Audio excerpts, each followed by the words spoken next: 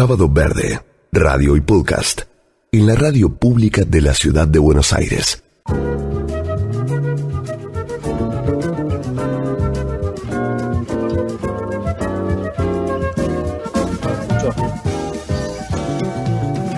Volvemos desde el campo en Quinta Esencia, en Coronel Vidal.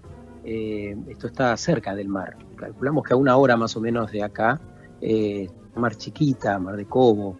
Y estamos conversando sobre la posibilidad de regeneración, regenerar nuestro decir, nuestras conversaciones y regenerar el modo en que hacemos las cosas, y en este sentido hay que revisarlo todo. Diana Friedrich nos contaba sobre el proyecto Patagonia Azul que desarrollan en el sur de la Argentina, para tratar de entender cómo es posible buscar una transición de la pesca exagerada hacia la diversificación de las actividades, para que haya trabajo, pero que ese trabajo sea de calidad. Con Cristian Tiscornia hablamos de la situación actual, de cómo está el campo, de la gran sequía, de los modos de producir inconvenientes, y sumamos ahora a Juan Pedro Borrelli para hablar de esos nuevos modos de producir, hacia dónde sería saludable vaya la transición. ¿Cómo estás, Juan Pedro?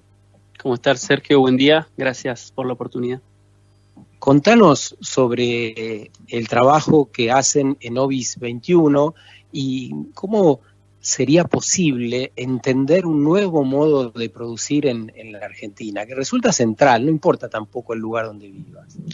Bueno, nosotros hace muchos años que estamos acompañando productores agropecuarios en una transición hacia una ganadería regenerativa y una agricultura regenerativa también. Y es muy simple, básicamente lo que tratamos de hacer es, mediante la producción, parecernos un poco más a los ecosistemas naturales. Entonces, lo que intentamos es restaurar esos procesos vitales de los ecosistemas, ¿no? El ciclo del agua, cómo fluye la energía, tratamos de incorporar biodiversidad y hacer un mejor ciclaje de los nutrientes. ¿Qué implica eso en la práctica, en la provincia de Buenos Aires? Hoy el modelo de producción actual incluye algunas prácticas que resultan insostenibles. ¿Cómo sería el cambio? ¿Es un cambio o hay que volver hacia prácticas ancestrales? Bueno, es un poco de las dos cosas. Hay muchas cosas que hace 50 años se hacían mejor que ahora. Pero lo primero que intentamos hacer es descubrir el suelo, ¿no? Necesitamos recuperar el funcionamiento del suelo y recuperar la fertilidad biológica, le llamamos, es decir, a través de generar mucha fotosíntesis todo el año, y eso naturalmente va alimentando y mejorando los procesos biológicos. ¿Eso vale para todo el país? ¿Hay zonas determinadas que hay que trabajar y poner énfasis en alguna u otra cosa? Sí, por supuesto, es distinto en todos los ambientes. Justamente lo que hacemos énfasis es en tratar de entender cómo funciona la naturaleza en cada ambiente.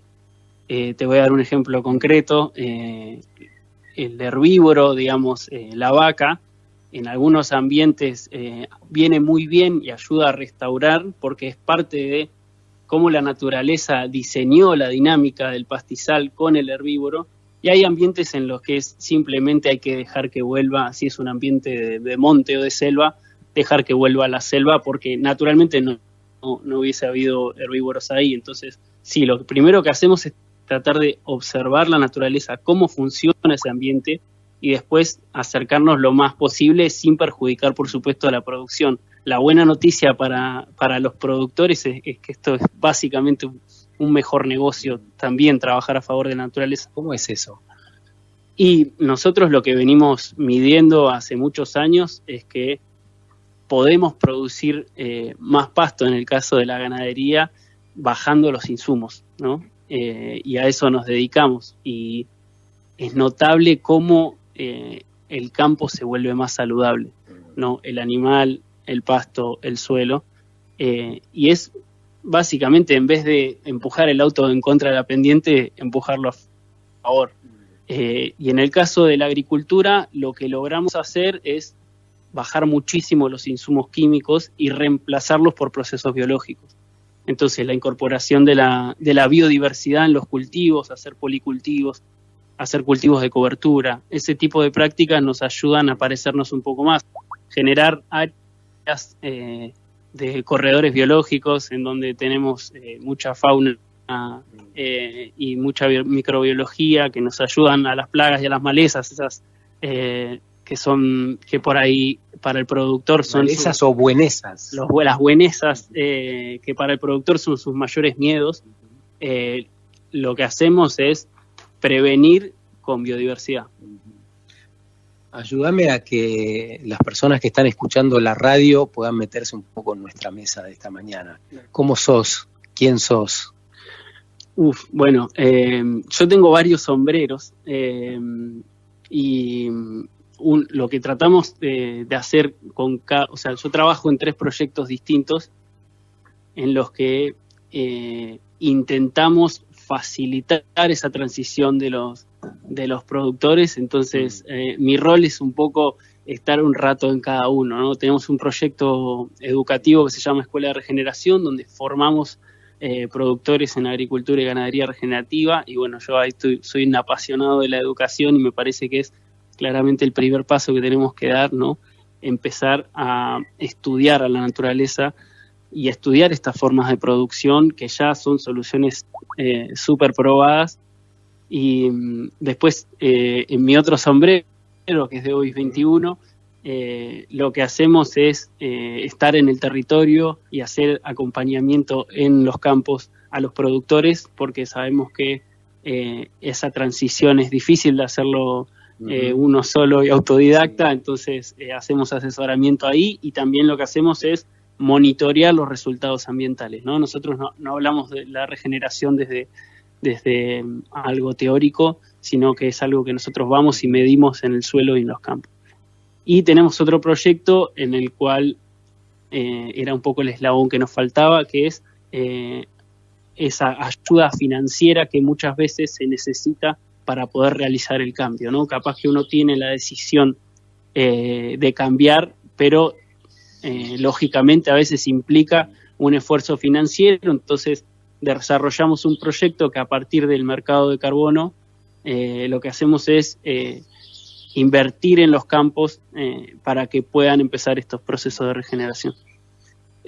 Todo el tiempo está girando el tema de la educación. ¿Qué educación? ¿Desde qué lugar? ¿Impartida por quiénes? ¿Cómo es? Yo creo que es una educación donde somos todos maestros y aprendices, porque creo que necesitamos un sistema educativo que nos ayude a descubrir los dones que cada uno tiene y a descubrir que casualmente somos todos distintos y todos necesarios. Y para eso creo que es la base de una transformación cultural también está en la educación, ¿no? Está en empezar a repensar esa educación de la revolución industrial que quizás funcionó para un determinado tiempo de la humanidad. No es la educación que necesitamos hoy, que hay que fomentar de la misma forma que, como contaba Juanpe, se fomenta la biodiversidad. Bueno, hay que fomentar la biodiversidad en la educación y hay que fomentar la maravilla de que todos los seres humanos somos distintos y todos traemos algo para aportar, ¿no? Entonces, que la educación no sea algo unidireccional, que hay alguien que enseña y los otros somos mujeres y hombres de vasos vacíos que hay que llenar, ¿no? Creo que todos tenemos algo para compartir y para aprender. Antes escuchaste a Juan Pablo Borrelli, ahora a Cristian Tiscornia, inspirador de este Centro de Alfabetización Ecológica y Culturas Regenerativas, donde estamos, Quinta Esencia. Y Diana, que viene de trabajar en el proyecto Patagonia Azul. ¿Cuáles son esos saberes que hacen falta compartir? ¿De qué hablamos cuando se habla de educación? En Camarones lo que estamos tratando de hacer es volver a desenterrar toda la cultura que se va perdiendo con el tiempo. Antes se sabía hilar la lana, se sabía teñir con plantas nativas, se sabían hacer un montón de cosas que con el tiempo y la globalización se van perdiendo, ¿no? Y eso es parte de nuestro trabajo de la comunidad, volver a sacar eso y ponerlo en valor, porque tiene mucho que ver con la naturaleza, porque estaba antes todo mucho más conectado. Entonces eso, desenterrar de vuelta las culturas que conectan a la gente con la naturaleza y con sus habilidades propias y la gente que es parte de esa comunidad. Diana y Juan Pedro tienen una juventud exuberante. Me gustaría preguntarles, ¿qué cosas las inspiran para este cambio, para esta transformación y para trabajar con la fortaleza que lo hacen? Bueno, justo me acordé que ayer hablábamos del entusiasmo, ¿no? Y me tocó toda la semana pasada estar haciendo una gira por distintos campos que están en transición, en ambientes muy distintos y todos con una sequía, como contaba Cristian, muy importante. Y de pronto ver cómo las familias te alinean atrás de un propósito y de pronto ves a la generación de jóvenes que por ahí estudiaron cualquier otra cosa y de repente están súper metidos y enganchados con el campo porque ahora tienen una causa, ¿no? La inspiración colectiva, qué lindo eso. ¿A vos? Sí, en mi caso también es la misma naturaleza que me inspira muchísimo amor y muchísimas ganas de hacer algo que esté en conexión con ella, ¿no? Me gusta vivir en el medio de la naturaleza lo más silvestre posible. Y eso me lleva también a vivir con gente que le gusta eso y eso es fuertísimo, el entusiasmo de otros y el amor de otros y los vínculos interpersonales, como les contaba de este grupo que somos las mamíferas marinas, que es súper inspirador vivir así en comunidad, que todos pensamos y sentimos lo mismo por la naturaleza. El amor, cuando el amor nos ronda, ¿no? Cuando el amor es el norte, ¿cuál será la comunidad que viene? ¿Cómo nos vincularemos? ¿Cómo viviremos? Vamos a Buenos Aires un ratito, tenemos Escuelas Verdes pendientes, su espacio habitual de los sábados, y volvemos con esas conclusiones. Quizá por el tiempo resulten apenas un título, ojalá para un próximo programa desde Quinta Esencia.